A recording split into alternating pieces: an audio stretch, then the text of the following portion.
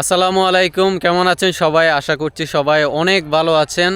So this is Jehadul in front of all of you. So আজকের ভিডিওটা অনেক গুরুত্বপূর্ণ হতে যাচ্ছে এবং একটা গুরুত্বপূর্ণ বিষয় আজকের ভিডিওতে আলোচনা করতে যাচ্ছি। সেটা হচ্ছে যে আমাদের কেন ইংরেজি শেখা উচিত বা প্রয়োজন এবং কিভাবে শিখব। ইংরেজি শেখার অনেকগুলা কারণ আছে এবং থাকতে পারে। সো যার মধ্যে কয়েকটা গুরুত্বপূর্ণ কারণ আজকের ভিডিওতে আমি উল্লেখ করতে যাচ্ছি। So number one, English is an international language. ইংরেজি হচ্ছে আন্তর্জাতিক ভাষা। তো আপনি ধরেন কোনো একটা দেশে গেলেন, তো সেখানে সে আপনার ভাষা জানে না এবং আপনি তার ভাষা জানেন না। তো সেক্ষেত্রে আপনি চাইলে এই ইংলিশ ল্যাঙ্গুয়েজটা ব্যবহার করে তাদের সাথে কমিউনিকেশন করতে পারেন বা তাদের সাথে কথোপকথন করতে পারেন। নাম্বার টু, চাকরির জন্য প্রয়োজন। মানে এইটা যে কেমন প্রয়োজন সেটা আমি আমার একটা রিয়েল লাইফ এক্সপিরিয়েন্স থেকে আপনাদেরকে শেয়ার করি।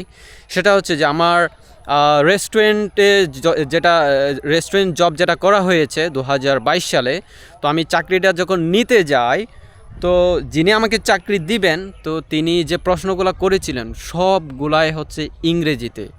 তো ভাগ্যিস আমার ইংরেজি জানা ছিল, সো যার ফলে আমি প্রত্যেকটা প্রশ্নেরই একদম সুন্দর করে উত্তর দিতে পেরেছিলাম। তো এখন আমি একবার চিন্তা করেন যে আমার যদি ইংরেজি জানা না থাকতো তাহলে ওই চাকরিটা আমার জুটতো না। তো যার ফলে আমি কষ্ট পেতাম। তো সেজন্য আমাদের এখন প্রায় প্রত্যেকটা চাকরির ক্ষেত্রেই ইংরেজিটা বাধ্যতামূলক প্রয়োজন হয়। হয়তো শুরুর দিকে প্রয়োজন হয় না, পরে গিয়ে কিন্তু সেটা অবশ্যই দরকার হয়। তো সেজন্য ইংরেজি জানা থাকলে তাহলে সেটা চাকরির জন্য অনেক বেশি হেল্পফুল হয়। সো নাম্বার থ্রি, সেটা হচ্ছে যে মেকিং ফ্রেন্ডস। সো ধরেন অনলাইনে আপনি একজন বন্ধু বানাবেন বা ইন্টারন্যাশনাল ফ্রেন্ডস তৈরি করবেন, সেক্ষেত্রে আপনার অবশ্যই ইংরেজি জানা থাকতে হবে। আপনি তো বাংলায় তার সাথে কথা বলতে পারবেন না, তো ইংরেজিতে আপনাকে কথা বলে আপনাকে বন্ধু তৈরি করতে হবে। Making international friends. সো আরেকটা গুরুত্বপূর্ণ বিষয় যেটা খুব বেশি আমাদের যারা স্টুডেন্ট আছি তাদের জন্য প্রয়োজন, সেটা হচ্ছে যে বিদেশে পড়াশোনার জন্য। সো ধরেন আপনি বিদেশে পড়াশোনা করতে যাবেন, এখন অবশ্যই আপনাকে আইএলটিএস দিতে হবে। আইএলটিএস দিলে ভালো একটা স্কোর করলে তারপরে আপনি একটা ভালো স্কলারশিপ পাবেন, ভালো একটা দেশে যাইতে পারবেন। তো আইএলটিএসে ভালো স্কোর করার জন্য আপনার অবশ্যই ইংরেজি জানা থাকতে হবে। তো বিদেশে পড়াশোনার জন্যও আপনার ইংরেজিটা অনেক অনেক গুরুত্বপূর্ণ। সো সেটা কিন্তু অনেক গুরুত্বপূর্ণ একটা পয়েন্ট। সো এবার আসেন ভিডিওর সব থেকে গুরুত্বপূর্ণ অংশে, সেটা হচ্ছে যে কিভাবে শিখব। এটা কিন্তু আমি নিজে যখন ইংরেজি শেখা শুরু করেছিলাম আমার অনেক সময় ব্যয় করতে হয়েছে যে কিভাবে শিখব এই বিষয়টা বের করার জন্য বা এই ওয়েটা খুঁজে পাওয়ার জন্য। সো আমি কয়েকটা গুরুত্বপূর্ণ পয়েন্ট আপনাদের সামনে উল্লেখ করব যে কিভাবে আপনার ইংরেজিটা শিখবেন। নাম্বার ওয়ান, ছোটো ছোটো বাক্য তৈরির মাধ্যমে। সো এই বিষয়টা আমি আপনাদেরকে একদম প্র্যাকটিক্যালি দেখাতে যাচ্ছি। সেটা হচ্ছে যে যেমন ধরেন ছোটো বাক্য, আমি এই মুহূর্তে একটা খুব সুন্দর জায়গায় দাঁড়িয়ে আছি। সো আমি এখন একটা ছোটো বাক্য তৈরি করতে পারি। সেটা হচ্ছে যে যে the place is very beautiful, মানে এই জায়গাটা অনেক সুন্দর। তারপর আমি বলতে পারি যে যেমন that is a bird, I can see a bird, the bird is flying in the sky. তো পাখিটা আকাশে উঠতেছে, ওই যে আমি জাস্ট একটা ছোটো বাক্য তৈরি করতে পারি। সেটা হচ্ছে যে that is a bird, the bird is flying in the sky. So তারপর আরেকটা ছোটো বাক্য, সেটা হচ্ছে যে আমার এই যে সামনে দেখতে পাচ্ছেন এটা হচ্ছে ধান ক্ষেত। সো আমি একটা ছোটো বাক্য তৈরি করতে পারি। সেটা হচ্ছে যে this is paddy field, or I can say rice field, মানে ধান ক্ষেত। সো তারপর হচ্ছে this is a green field, এই যে অনেক সবুজ দেখতে পাচ্ছেন, তো আমি বলতে পারি যে this is green field. So এইগুলা হচ্ছে ছোটো বাক্য। আরও কিছু ছোটো বাক্য যেমন আমরা ডেইলি লাইফে ব্যবহার করি, চলার পথে বা ঘুম থেকে উঠে, যেমন যখন কারোর সাথে দেখা হবে সকালবেলা গুড মর্নিং বলতে পারি, বা কাউকে জিজ্ঞেস করতে পারি যে what are you doing, so এই যে ছোটো ছোটো বাক্যগুলা দিয়ে আপনি ইংরেজি শেখা একদম ফার্স্ট স্টেপ শুরু করতে পারেন। তো এরপরে আসেন ভোকাবুলারি। তো আপনার প্রতিদিন অন্তত একটা দুটা ভোকাবুলারি শিখতে হবে। তবে একটা বিষয় মাথায় রাখবেন, সেটা হচ্ছে যে ভোকাবুলারি আপনাকে অবশ্যই প্র্যাকটিক্যালি শিখতে হবে। সো সেটা হচ্ছে যে প্র্যাকটিক্যালি কীভাবে ভোকাবুলারি শিখবেন সেটা আমি আপনাদেরকে এক্সাম্পল হিসেবে দেখিয়ে দিচ্ছি, একদম প্র্যাকটিক্যালি। সেটা হচ্ছে যে এই যে সবুজ গাছগুলো দেখতে পাচ্ছেন, এগুলো হচ্ছে ধান বা ধান গাছ। তাহলে আপনি একটা ওয়ার্ড বা একটা ভোকাবুলারি শিখলেন, সেটা হচ্ছে যে প্যাডি প্ল্যান্ট। প্যাডি প্ল্যান্ট মানে ধানের চারা। তো তারপর আরেকটা ভোকাবুলারি হচ্ছে যে গ্রিন বা ওয়ার্ড বলতে পারেন green. So the field is green, এই যে একটা ছোটো বাক্য তৈরি হয়ে গেল।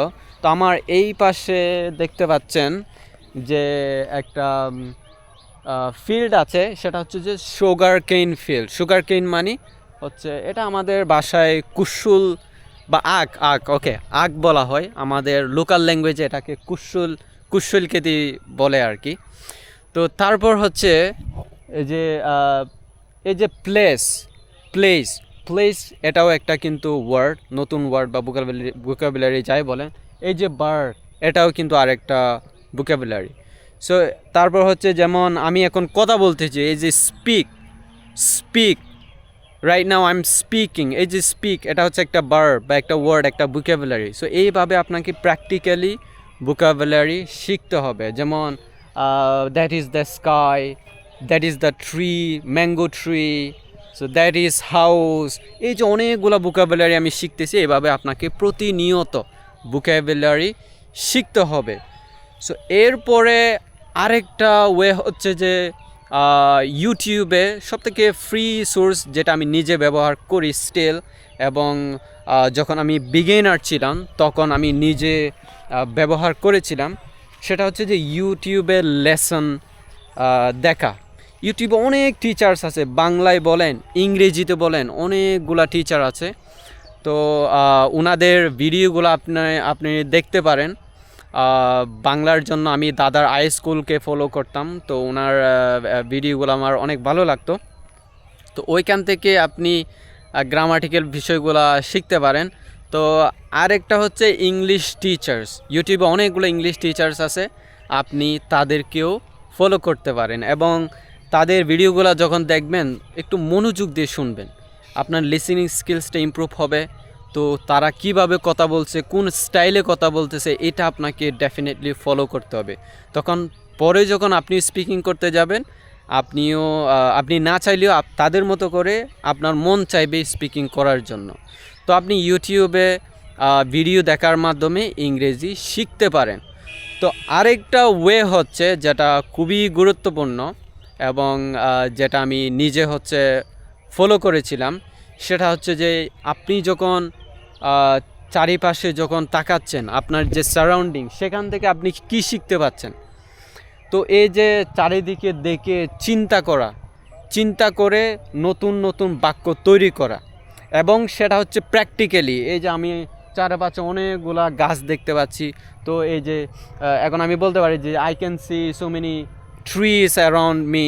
সো এইভাবে আপনাকে প্র্যাকটিস করতে হবে, প্রতিদিন প্র্যাকটিস করতে হবে। আপনি যখন যেটা দেখছেন আপনার চারিপাশে, সেগুলা দিয়েই কিন্তু আপনাকে বাক্য তৈরির মাধ্যমে প্র্যাকটিস করতে হবে, তবে আপনার চারিপাশে যেগুলো আছে সেগুলা দিয়ে। তো এই হচ্ছে গুরুত্বপূর্ণ বিষয়গুলো, আপনি কিভাবে কেন ইংরেজি শিখবেন এবং কিভাবে ইংরেজি শিখবেন। সো ভিডিওটা কেমন হয়েছে অবশ্যই কমেন্টে জানাবেন।